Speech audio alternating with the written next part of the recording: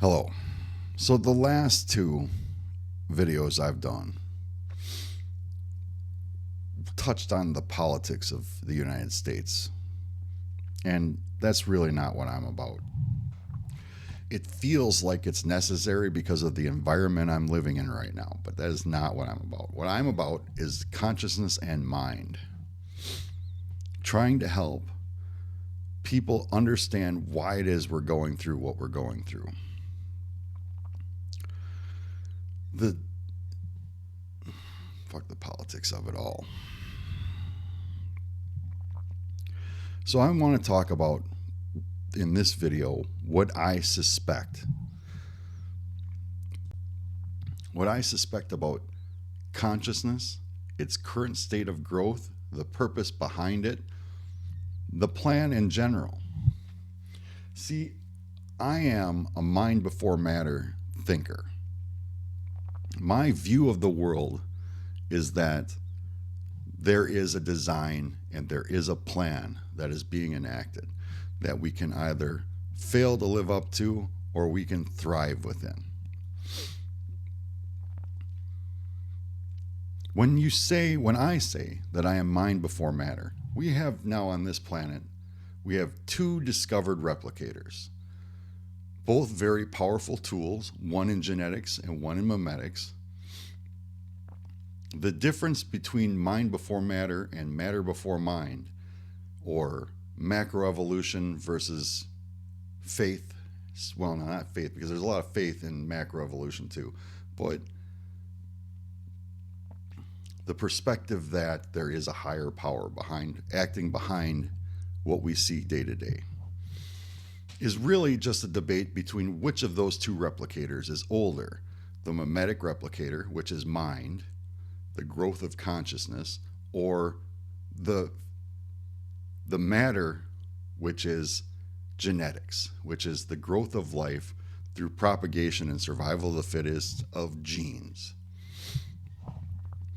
When it comes to our actual lives, what is the difference here?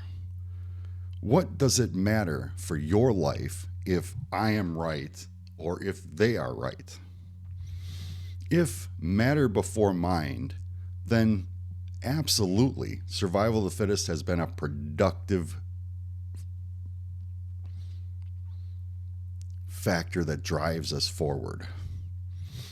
Survival of the fittest has brought out incredible genius in the mind of humanity. It has also brought us incredible struggle, but matter before mind and mind before matter, neither one poses less struggle. There will always be struggle. But what if we are right? What if there is a God, there is a mind, there is a plan, there is something we are supposed to accomplish? There was always something we were set out to accomplish. What does that look like? If mind before matter, if memetics before genetics, then there's a reason behind the creation. The creation is not a replication of this flesh, blood, and bone. The replication is of memetics, consciousness, growth and understanding of a universe. What is the point then in creating a new consciousness in your own image?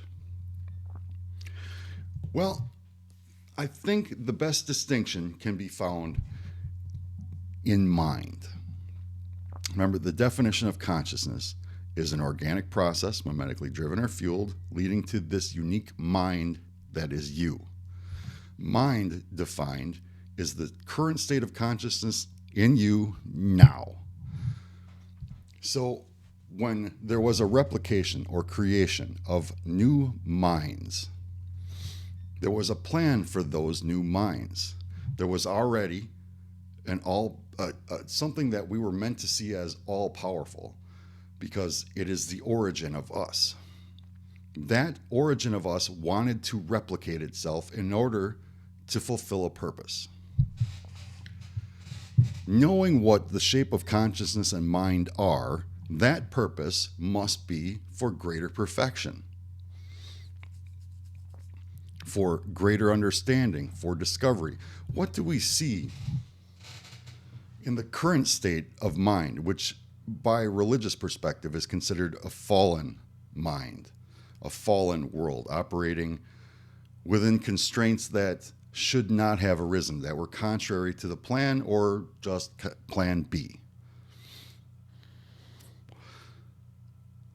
Give yourself 10 minutes to scroll through random Facebook reels and see what the growth and replication of unique individual mind gives our species.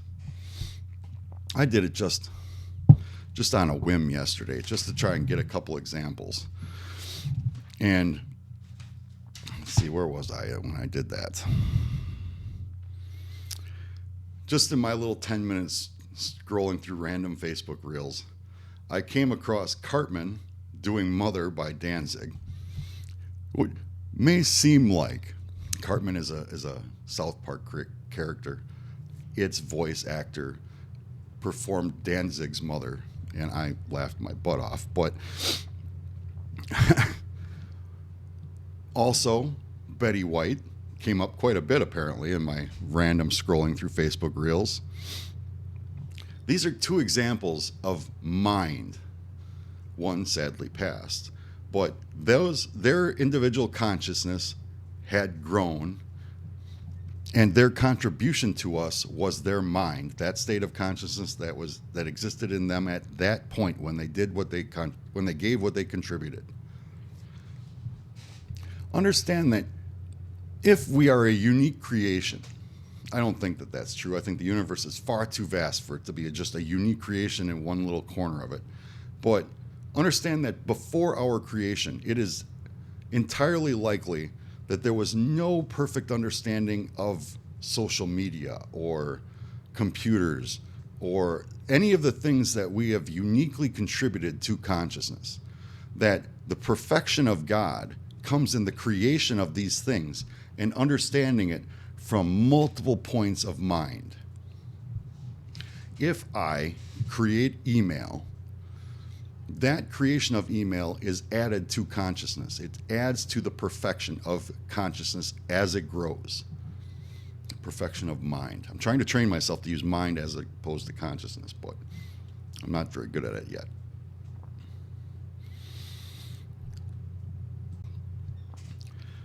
But once it is conceptualized inside individual mind, it is added to the collective whole of consciousness in general. So if there is God, and computers have absolutely no relevance whatsoever to that God because they're not a thing yet, the perfection comes in their first creation, and then all the little individuals that add their own little bits of perfection to it. All of that is happening in consciousness or mind. And as it does, it is added to the whole.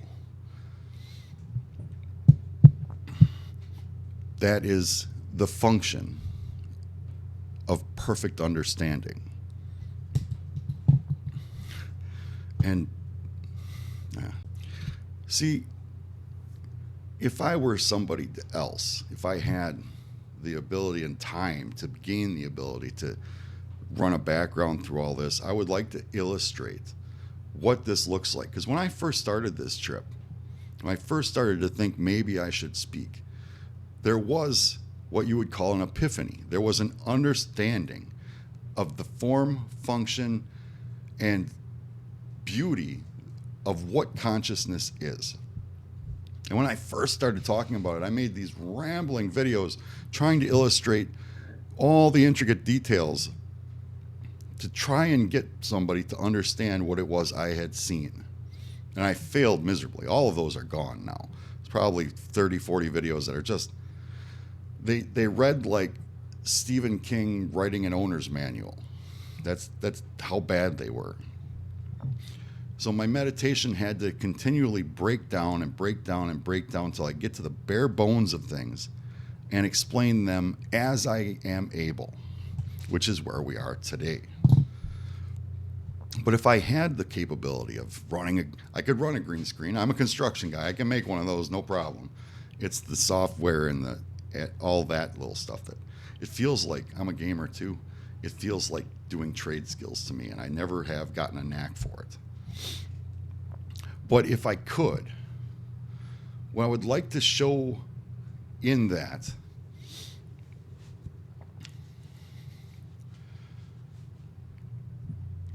if there is a collective mind, one mind growing its consciousness on its own stagnates. If you get an untold or unlimited number of consciousness that are replicated in that image, suddenly the potential for growth and discovery is increased exponentially. Or maybe not exponentially. People like to use that word, but they don't really know what that word means, because there is a finite number of minds created through replication in the creation. It's not infinite, and the growth curve is often stagnated for long periods of time or experience explosive growth at other periods of time, and it's regionally selective. So exponential is not exactly the right term I want to use. As far as regionally selective is concerned also, look at the state of growth in our world today. Over the last 100 years, we have changed what it means to grow as a country on this planet. If 100 years ago you wanted to, if you were in a South American or African country, to grow and catch up to some places like the United States was damn near impossible because of the infrastructure issues. But when we came and discovered Wi-Fi, created cell phones, suddenly there's this enormous gap of catching up that you get to kind of just skate over. You don't need a lot of the old infrastructure, because the old infrastructure that we still use is outdated. There are better options for growth of your own country. So even when growth is regionally selective, it has an impact on the whole when it comes to catching up to the state of mind that the more advanced areas are in. But I want you to try and see this picture. I see it as sort of like a plane of ecliptic event horizon. There are all of these individual minds. All of them are firing off in fractal math, which is hard to explain because it's more intuitive than it is actual math. But all of them are growing at their own way, increasing their own additions to perfection. If I could show it, this flat line of all these brilliant little minds that are growing consciousness, I can see it, but I can't show it to you. What I am trying to do is I'm trying to reach a mind that can see that, understand the driving factors that are behind it. Because for most of our history, those minds on that line of ecliptic have been growing with certain factors that are pushing them, primarily survival of the fittest. What I suspect is consciousness was meant to work that way until you could overcome certain obstacles. And I think that's illustrated in the Bible too. I think one of the greatest illustrations of that is the temptation of Christ. Satan takes God, or Jesus, who is God, up onto a mountain, and he shows him all these temptations. Now, the mimetic nature of the work that is the Bible uses illustrations like all the kingdoms of the world. Now understand the two beings that are having this conversation. One is God, the other is Lucifer, who knows a lot more than we do about the actual nature of the world. And the illustration we're given is all the kingdoms of the world. Now that we understand what it is that Jesus actually knew, all the kingdoms of the world are crap. They are walking around a region where both of them understand that there are former civilizations under the ground that are now existing as oil that could power civilizations like the ones we have now. So, what incentive is all the kingdoms of the world to beings that have that level of understanding? That is a mimetic example used to teach and instruct us. I don't think it has much. I think they were probably illustrations that we could understand. Once we can understand them, our task in the growth of consciousness is to overcome them. Look at it this way. If I were to empathize with and put myself in the position of Jesus at that time, in that conversation, I am fully aware of my own weaknesses. But if the devil were to take me to a mountaintop and tell me, hey, all of this could be yours, I'd laugh in his face. There's nothing in this world that you could offer me to give up my pursuit of truth and my trying to help other people as well. The kingdoms of the world, what do I want with that? My weakness is probably my loneliness. You could take me up to that mountain and show me the most beautiful, insightful woman on the planet who will absolutely help me. And I will not sacrifice my search for the truth for that. And that is my weakness. So what is the point of that illustration if not to give us a bar to overcome?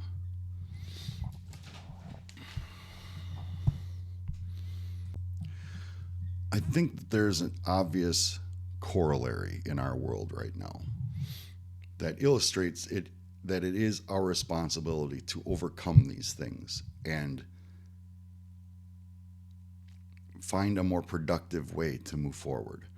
Because right now, I'm seeing a lot of memes passed around on social media about how the end times predicted in the Bible are accurate. Now, all the way up until this day in present history, the mind I'm talking to right now, the religious side of the argument has been, no matter what I do to this environment, if it affects millions of people, that's just God's plan. I have personally seen recordings of farmers and industrialists who believe in God but are destroying the creation, and any resulting devastation from their destruction is just God's will. That needs to be overcome.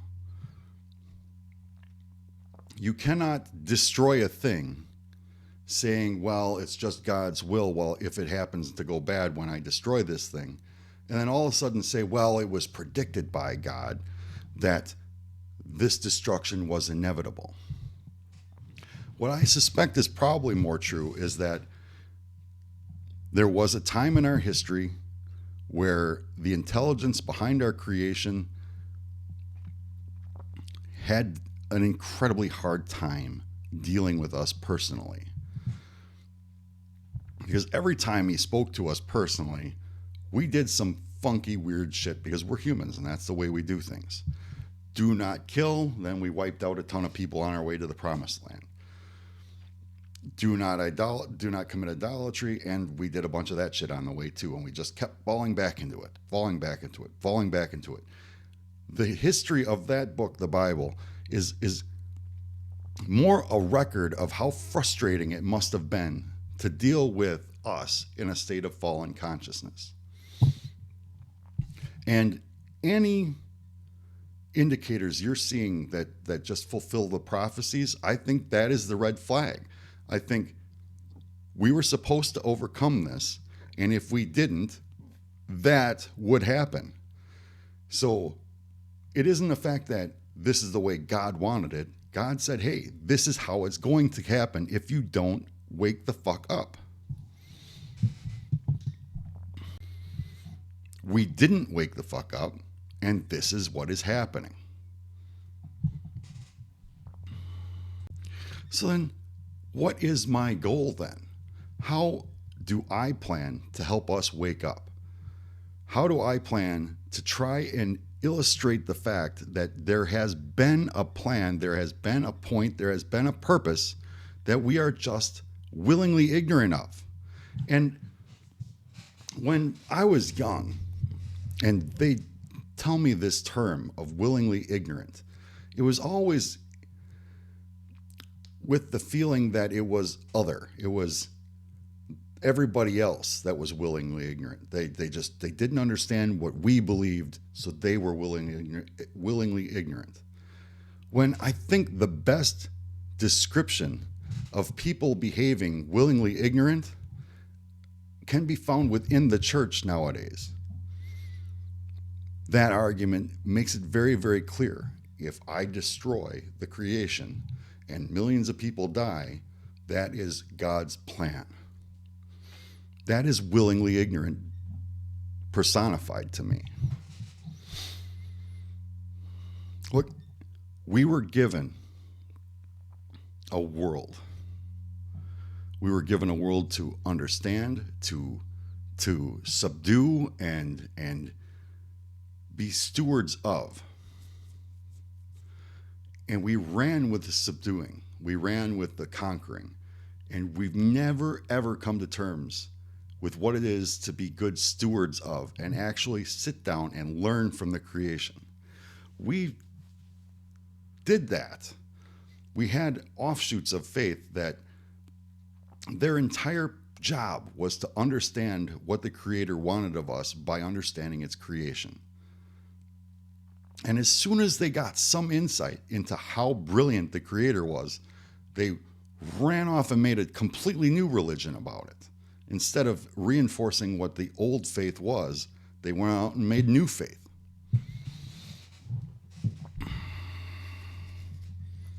Which led to faux woke, which is an incredible story, really. But here we are.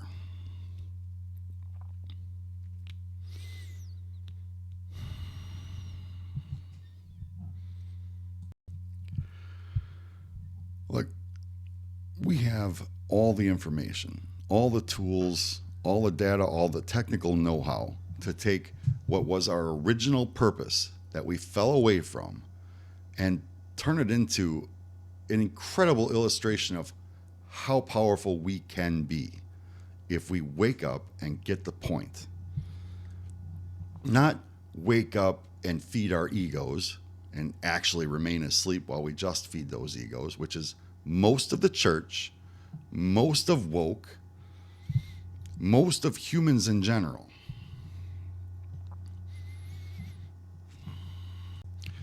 Individual power and glory, in whether it's leaders or business owners or politicians or kings, queens, whatever. That individual excellence has only ever been turned around to inspire more individual excellence. It's only served to take that plane of ecliptic line of brilliant minds and just select individuals out of it, as opposed to building up the individuals, as opposed to just building up the whole. Any building of the whole of mind has been a indirect consequence of building up those individuals. And we who are not those individuals bicker and argue over all the little what's remaining of the resources. That needs to be turned on its head.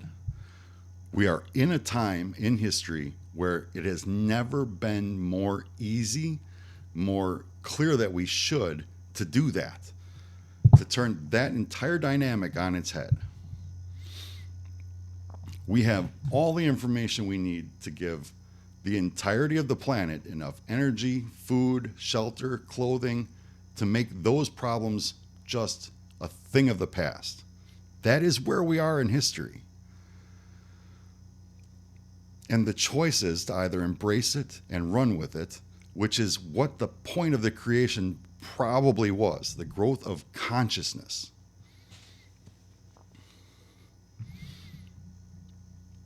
Or we could fail. We could continue down this road that we've been on for thousands of years and just embrace the inevitable defeat and for some reason stay comfortable in the idea that, well, that was God's plan. The plan was to grow consciousness and succeed at it. But we've had to operate within these boundaries of fallen humanity. I have said, I think even in one of the first videos I did in this house, that I think I need a new, better Elon Musk to find in the world to create that individual. I think that that is wrong. I was wrong about that.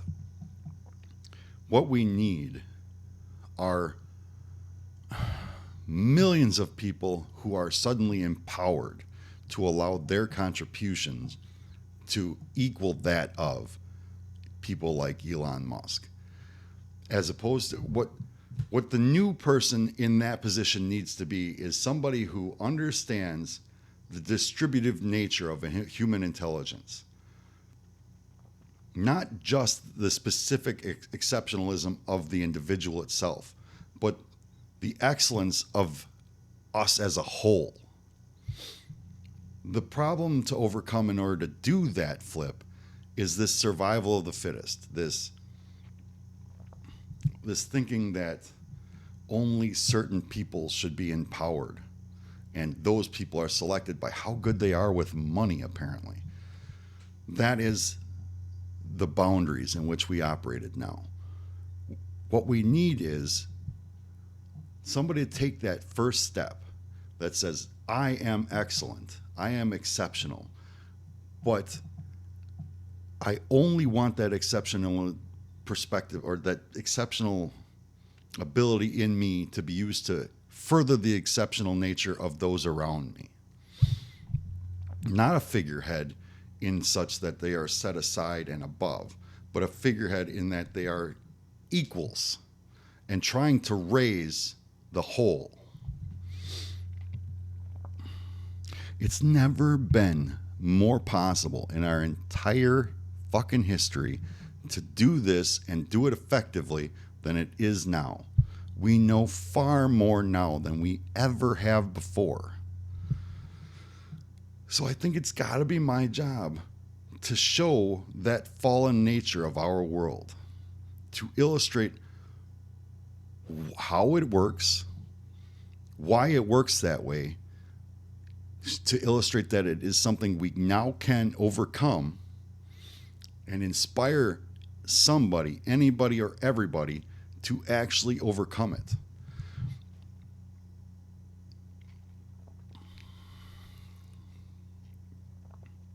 I think it's got to start on my side. It has to start with those of us who believe that God is real. God has a plan. He is watching us. He is actually rooting for us. Look, the fact that we still exist in this state today is evidence of God's grace.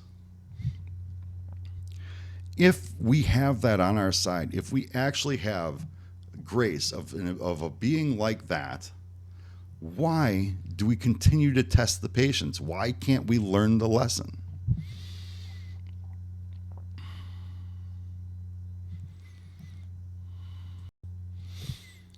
For those of you who do believe what I believe, that there is a God, that we are a direct result of his actions, their actions, whatever, understand that everything I am trying to reverse in us, everything that has gone bad in us, that has led us to this position, is a direct result of us taking the long way, not something that's unique, not something that has, oh, well, that's a special circumstances. This is how we work, how we always work. We are on the long path. There was a plan. There was an initial creation. There was the growth of that special tree that yielded special fruit that gave us mimetic consciousness. We took the initiative and started this whole ball rolling before anything was even ready for us. And as a result of that, I did this. I tried to explain this better in my video, the first meme. But as a result of us partaking of the fruit before it was ready for us, or before we were ready for it, We are on this long, slow slog of a path to finally understand what the fuck our purpose was. And on that path, there have been, see, you talk about the bad things we do. On that path, there was a flood that wiped out all genetic lines but one, if you believe our Bible. There have been extreme circumstances that have tried to limp us towards where we were supposed to be had we not taken that initiative. There was thousands of years that led up to the sacrifice of Jesus, and there have been thousands of years since his introduction of empathy into our consciousness to get us to this point right here. This is the long, slow path. But if you also believe like I believe, then life is eternal. So we can afford to take the long, slow path. I just think that nothing about our present time in history shouts as loudly to me more than our potential. The potential that is in our grasp right now. All we have to do is understand it, seize it, and work with it. And we can put this survival of the fittest bullshit behind us, which is what we were supposed to overcome to begin with. Okay, so this is past a half hour now, and the natural progression of my ideas has got me thinking about treasures in heaven and what our actions here, how they affect what happens afterwards. And that is a longer talk. So I think I'm going to just end it here. Hopefully I've given you something to think about. I don't know. I feel like I have said these things time and time again, and it isn't getting traction. But that's fine. I'm still young, and I'm still new at this, and I don't actually want to gain anything physically or fiscally or financially or any of that crap out of this stuff. So the long, slow way is fine by me. That's one of the privileges of not actually needing anything. I have more than I need when it comes to possessions. I have more than I need in almost every respect. So I don't mind the slow way. But I want to get to this other subject. So thank you for your time, and I hope it helped.